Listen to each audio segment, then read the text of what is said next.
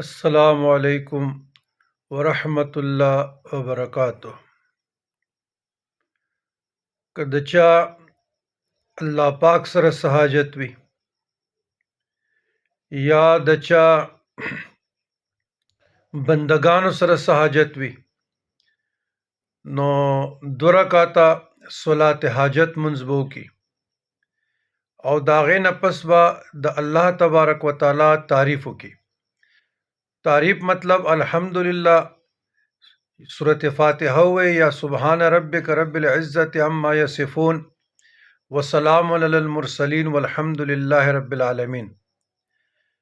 بیا د دې نه پس درود شریف ووایي اللهم صل علی سیدنا محمد وعلی آل سیدنا محمد بارک وسلم بعدد کل شیء معلوم لک. بیا د دوی نه پس دا دعا ووایي لا اله الا الله